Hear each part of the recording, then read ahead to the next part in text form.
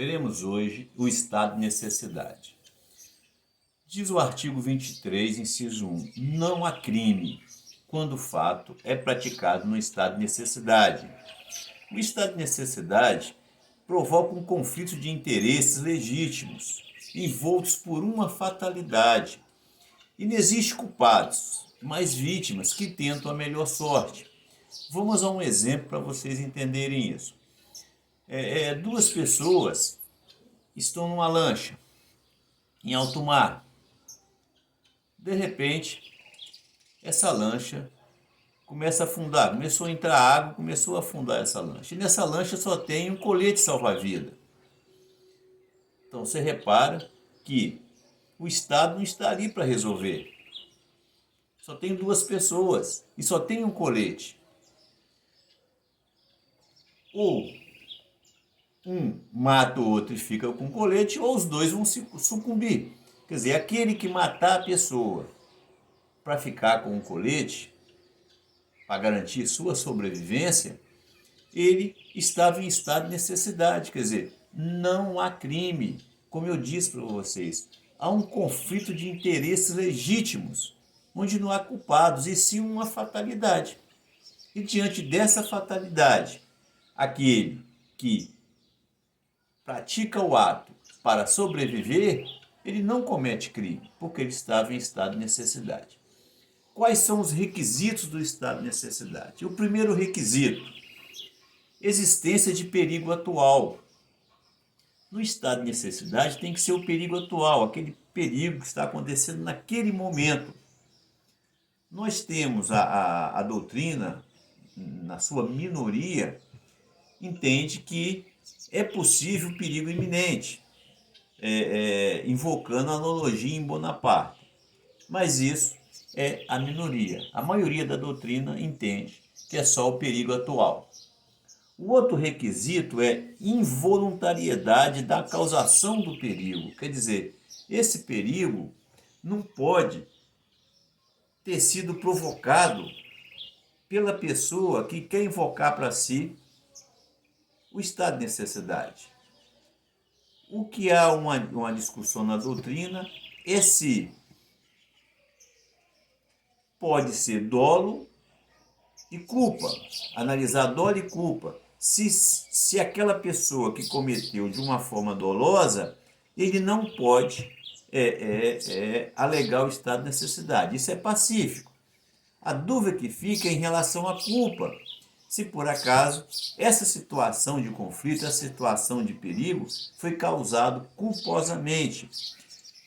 A doutrina minoritária entende que se a pessoa causou esse perigo de forma culposa, ele não pode invocar para si o estado de necessidade, porque ele se tornou um agente garantidor, conforme reza o artigo 13, parágrafo 2º, a linha C. O que diz esse parágrafo 2º? Ele diz o seguinte do artigo 13, parágrafo 2º: a omissão é penalmente relevante quando o omitente devia e podia agir para evitar o resultado. O dever de agir incumbe a quem? Olha a linha C, que essa doutrina minoritária defende. Com seu comportamento anterior, criou o risco da ocorrência do resultado. Então, uma parte da doutrina, que é a parte minoritária, entende que o indivíduo, que se ele, com o seu comportamento, criou essa situação de uma forma culposa, ele não pode alegar o estado de necessidade. Mas discordamos desse posicionamento, acompanhando o que pensa a doutrina majoritária. Porque quando se fala em estado de necessidade, tem que se observar o princípio da especialidade. No estado de necessidade, já tem o parágrafo 1º do artigo 24, que trata dessa situação. O parágrafo 1º diz o seguinte: não pode alegar estado de necessidade quem tinha o dever legal de enfrentar o perigo. Então, só essa pessoa que tinha o dever legal de enfrentar o perigo, que não pode ter a seu favor o estado de necessidade. Então, vamos a um exemplo também para facilitar. naquele exemplo que eu disse para vocês, no qual, no primeiro momento, que o indivíduo tinha um colete, só tinha um colete e um matou o outro para sobreviver. Quer dizer, não teve dolo, não teve dolo do indivíduo. Então ele pode alegar estado de necessidade. Tá? Mas se ele, de forma dolosa, vamos dizer, de uma forma dolosa, ele querendo matar aquele companheiro seu, sabendo que só tinha um colete, ele vai e faz um buraco no barco. Quando o barco começa a afundar, ele vai e mata o companheiro e fica com o colete. E vai alegar o estado de necessidade para não responder por esse crime. Aí ele não terá o estado de necessidade. Mas vamos imaginar que isso foi de uma forma culposa. Ele está pilotando está pilotando essa lancha, pilotando uma lancha. E por uma imprudência sua, por uma imprudência numa manobra, essa lancha vira, os dois caem no mar, só tem um colete salva-vida. Repara que a culpa foi dele. A culpa foi dele dessa lancha ter virado. Ele foi imperito.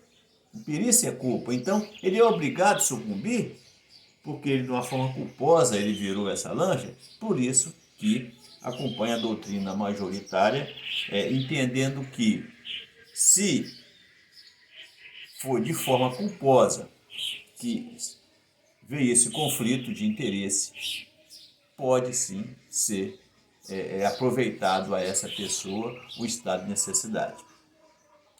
O outro requisito é inevitabilidade do perigo. Olha, o estado de necessidade ele é subsidiário. A pessoa só pode alegar o estado de necessidade se não tiver outro caminho.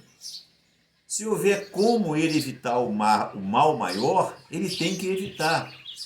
Exemplo, dois indivíduos estão escalando uma montanha. O que está na parte de cima percebe que a corda está esgarçando devido ao peso. Olha, numa situação dessa, ele encontra estado de necessidade. Se ele não derrubar o outro colega, vai morrer os dois. Quer dizer, se ele derrubar, ele agiu em estado de necessidade. Mas vamos imaginar que ele vê que a corda está esgarçando, mas no setor dessa montanha que ele está escalando, existe uma área que ele pode ficar nessa área e ajudar seu colega também a chegar nessa área até ir ali pedir socorro. Ele tem que optar por esse caminho. Ele não pode derrubar seu colega. Se existe essa saída, tem que optar por ela. O outro requisito é proteção do direito próprio ou de terceiro. Proteção do direito próprio de terceiro. Direito próprio nós já vimos até uns exemplos. Vamos de terceiro. Imagina um médico que tem a obrigação de guardar sigilo sobre alguma doença contagiosa de um cliente. Repare o artigo 154 do Código Penal. O médico ele é obrigado. Se ele não manter o sigilo, ele vai cometer esse crime do artigo 154. Ele tem um cliente que é portador do HIV. E ele percebe que esse seu cliente está tentando namorar uma pessoa. Quando ele percebe isso e vê que esse namoro vai acontecer, ele vai lá e conta para esta pessoa que esse seu cliente tem o HIV. Quer dizer, ele agiu em estado de necessidade de terceiro. Não há crime nessa situação. Ele não vai responder pelo artigo 154 do Código Penal. O outro requisito é a proporcionalidade. Imagine, entre vida e patrimônio, qual que tem que prevalecer? A vida. Proporcionalidade. Vamos imaginar um capitão de um navio. Esse navio começa a afundar por excesso de peso. Ele determina que os tripulantes saltem ao mar. Ele vai responder por essas mortes. O que ele vai ter a seu favor é uma minorante, conforme reza o parágrafo 2º do artigo 24, que diz o seguinte: embora seja razoável exigir-se o sacrifício do direito ameaçado, a pena poderá ser reduzida de 1 a 2 terços. A título exemplificativo, o grande Luiz Vaz de Camões foi vítima de um naufrágio. Entre ficar viúvo e salvar o manuscrito de sua obra, Os Lusíadas, o grande poeta português preferiu a sua magistral obra. Outro requisito: a ausência do dever legal de enfrentar o perigo. Quer dizer, só pode alegar o estado de necessidade aquele que tem ausência legal de enfrentar o perigo. Imagina o caso de um bombeiro. O bombeiro, ele não pode deixar de enfrentar o perigo alegando estado de necessidade. É claro, se ele chegou numa situação, em um local que está em chamas, e ele ali percebe que não há o que fazer, se ele entrar naquilo ali, ele vai morrer ou vai sofrer lesões gravíssimas, aí sim ele pode não enfrentar.